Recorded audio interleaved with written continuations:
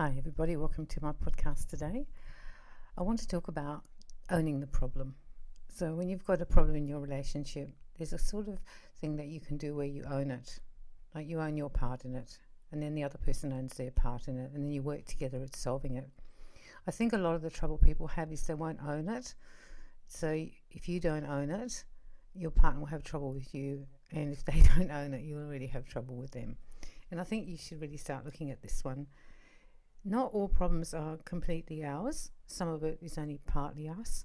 Some of it is actually a lot of the other person, but there would be some aspects of it that we are either triggering that problem or we're exacerbating it, or maybe we make it worse because of the way we're responding to the situation. In our nature, humans are very reactive. They tend to react to things rather than to respond to things.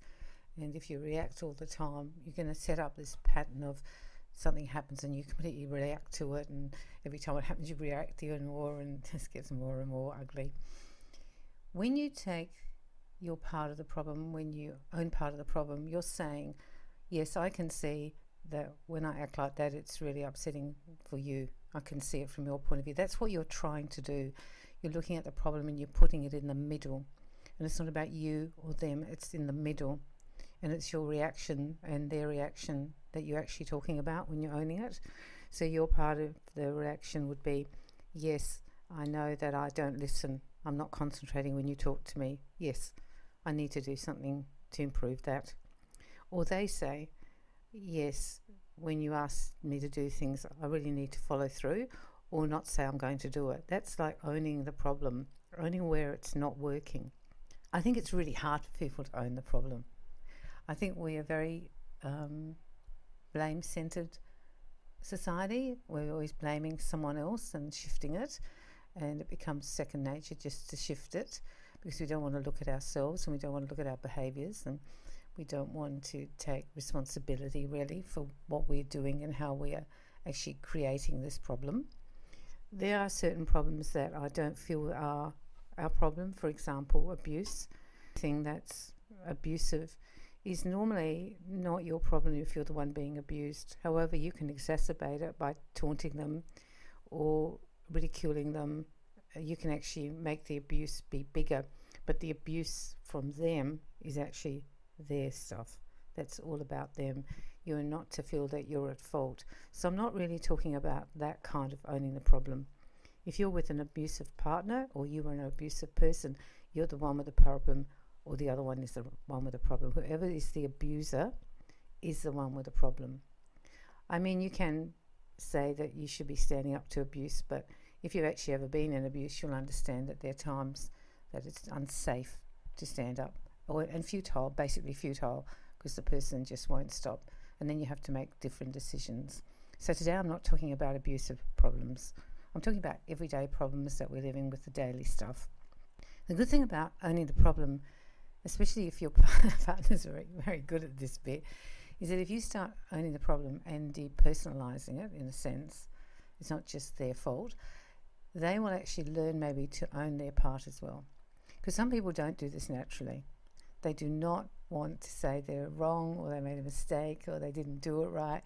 It's not part of who they are, and they haven't actually learned how to do that. And that could be their upbringing or their gene pool. When you own the problem, you say, okay, all right, so I can see that this is what I did and this is what I could have done and this is how I could have fixed it. And then they say, yes, I don't think I did my part very well. I shouldn't have reacted like that. I should have been more calm.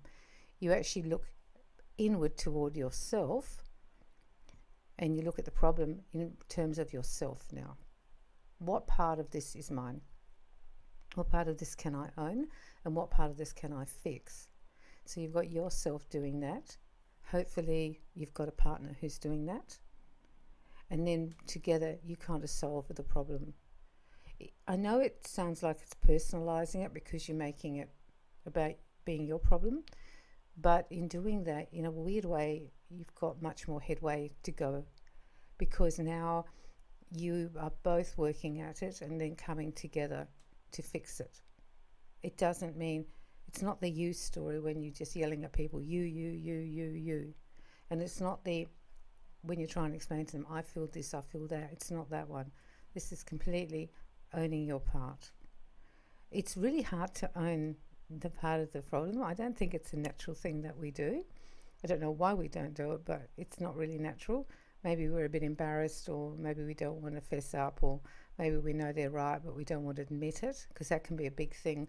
The person who always has to be right will have a lot of trouble telling you that you're right.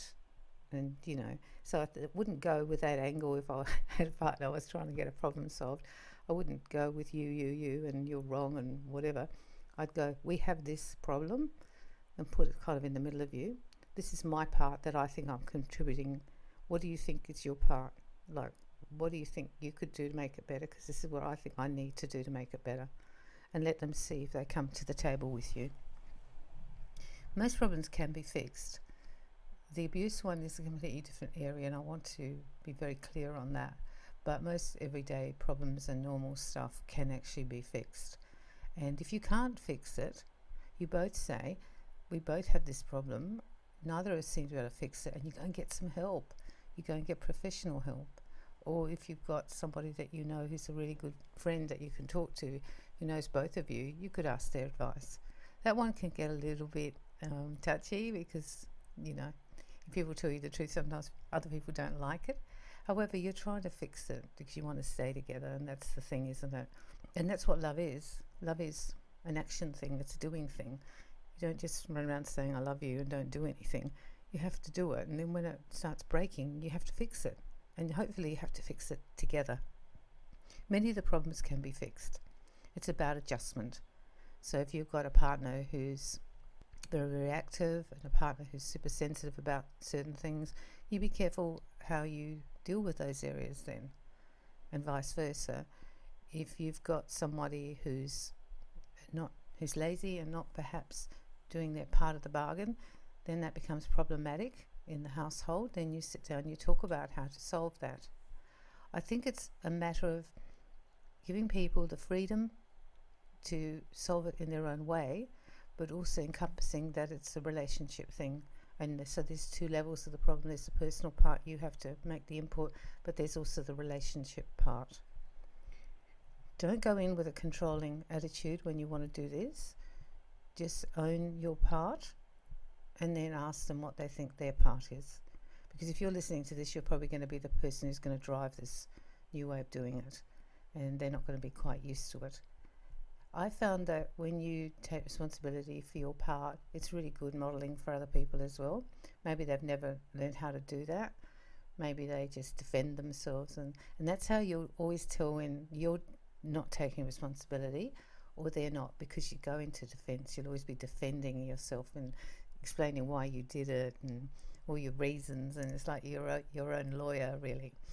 And in many ways they're excuses. They're excuses, and they are there to smoke screen what's really going on. We all mess up, we all don't do it right, we all have our old not so good patterns, and this is what you're trying to do. You're trying to change a pattern of behaviour in you, which is like automatic, and then a pattern in behaviour with them, which will also be automatic, and change that pattern. And I used to always talk with my partner, I always used to talk about old me or old him. So sometimes I'd fall into old Wendy. I'd go like, oh, sorry, that was just an old Wendy moment, because I could see I just went straight into the old pattern. Straight away I went there, just how I used to do it. But I could catch myself because I was watching it, and I was like observing it going, uh-oh, you've done it again. So be very aware of that as well, that you'll fall into these old patterns. The old patterns tend to come up when you're very tired. If you're very tired, you'll fall into it. If you're very stressed as well, if you're feeling like over anxious as well, the old pattern just comes very quickly, because you don't have the energy to harness it and just redo it another way. The other way, when you start dealing with taking your part of the problem, is when you start bringing up, some people need time to go away and think about it. They can't do it on the spot. So you might say to your partner, look, you got this, and I'm going to tell you what I think is my part in this problem, owning it. And then I want you to go away and think about what you think is your part. And we'll come back and talk about it later. Some people need that mulling around time, that process time. You might be a quick thinker, and you've probably already processed, you see, because you've been thinking about it. You've got to give people time. So the fact that they won't always respond positively when you first start, that doesn't mean it's not something to pursue. See if you can start owning your part of these problems that you have together, and sit together, and when you both come and you're ready to talk about what your part is, and then that will bring you to the next bit, which will be is how you're seeing their part. So there's another section which is like, okay, this is my part and how I think I could solve it, because I don't think I'm doing this very well. And then you can say, however, I think from my perspective, this is what I think your part is. Now, your vision of their part might have extra bits they hadn't thought of. You might bring up something in them that is part of the problem that they're actually doing that they hadn't even thought about. So just because we think we've owned the problem doesn't mean we've actually got all the bits and pieces from our partner's perspective. So there's two parts there. You owning it, you explaining to your partner what you think their part is in it too, and then each of you going and thinking about what your part is and what your partner thinks your part is too. There's two parts there. So you can talk about that and then improving it, because problems are by themselves able to be mostly solved, but you have to sort of work towards it. I think you can do this. I think it's important, and I think it's a big step up, and it keeps ego out the way as well, because ego will often get in the way of taking responsibility for our part of the problem and always having to be right. So once you put ego aside and put the relationship and the love you have for each other in front on the table, it's the most important thing, that we need to negotiate and come to some kind of compromise and push ego away. I think you'll find you'll have success. So I'm sending you lots of love and lots of healing for your relationship and for you this week.